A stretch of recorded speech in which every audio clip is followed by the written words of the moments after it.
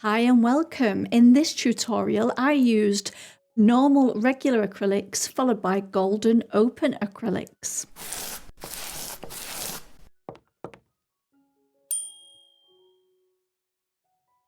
Now when I'm using acrylics I always like to have a coloured base coat and in this case I've added some cobalt blue to some white gesso to make a nice pale blue covering. Now I cover quite a few tips in my 5 top tips for acrylics and I'll leave a link to that in the description box below. I cover this with 2 coats of this pale blue drying in between the layers.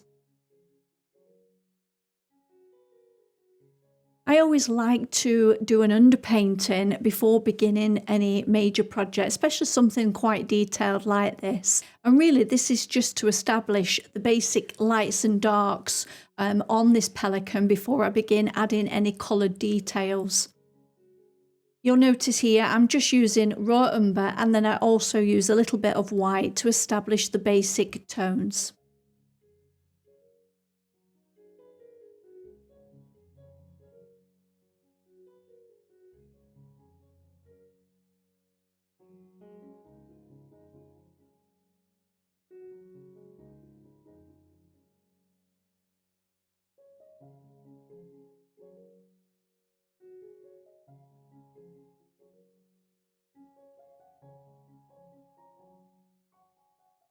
So now that my basic tones are established, I run the hairdryer over that again and I start working on a little more detail in that sky, trying to get a slightly darker top and also adding some extra colours into the sky and blending. Now at this point I've switched to golden open acrylics, although of course you can use oils for this stage as well.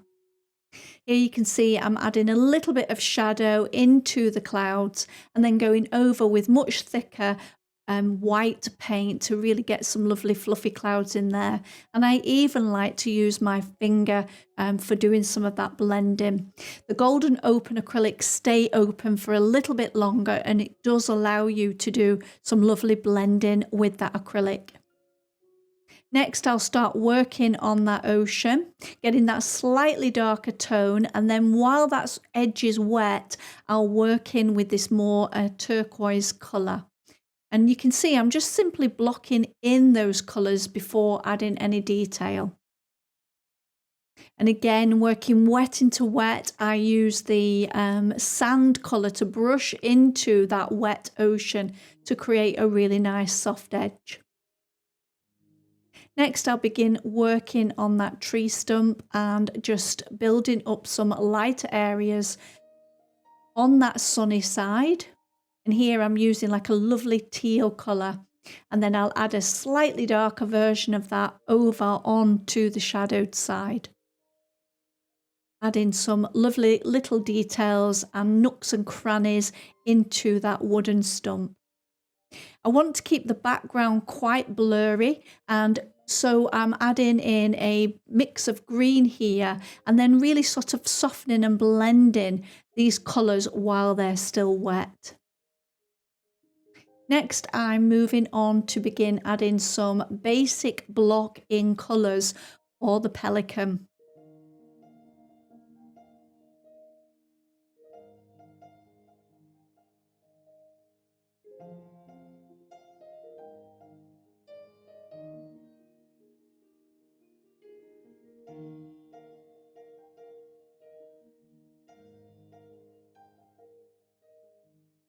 When you're using acrylics, it's much better to really approach this with the mindset that there'll be lots and lots of layers. So I start with a basic blocking of some of the undercolours that I can see, knowing that I'm going to be narrowing these colours down and going more refined as I move to the detail layer.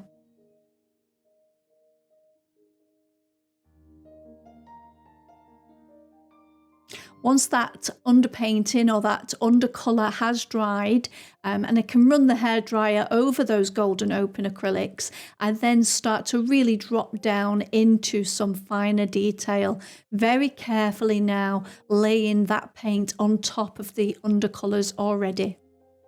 And you can see here I'm beginning to add some tiny little feather-like strokes to create some of that texture.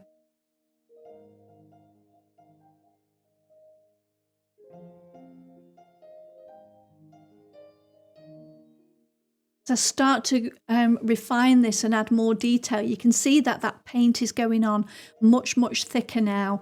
Again, I'm always wanting more texture as we move through those layers, building that thicker paint up.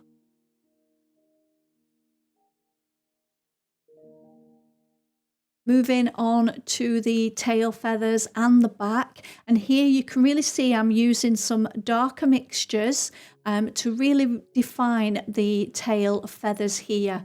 And you'll see me now jumping between dark and light colours as I build up the tail feathers and all the details.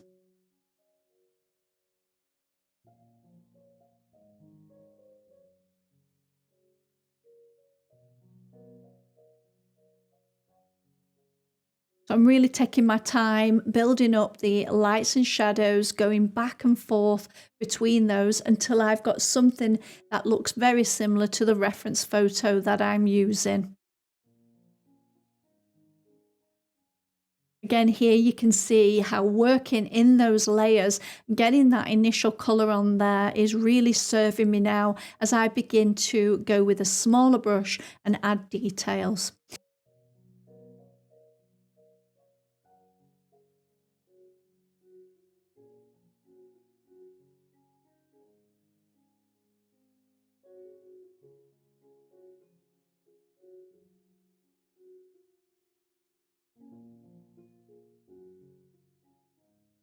Then working on that back area, building up those shadow shapes first of all, creating the feather shapes, and then building the light up on the top. I'm always aware of the direction that the feathers are angled. And here you can see I'm adding a little bit of that extra light, and I'm keeping out of that cast shadow on the back. You want to make sure that any light you're dealing with does not go into your shadowed areas.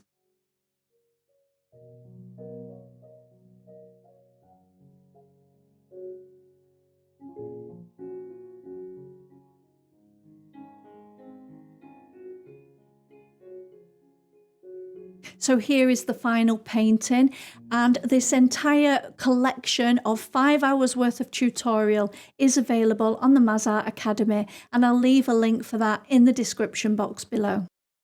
And if this piece spoke to you and you'd like to own the original painting, Pelican Brief is now available via my Marion Dutton fine art shop, and I'll leave a link to that in the description box below. Once again, thanks for watching, and I'll see you in the next video.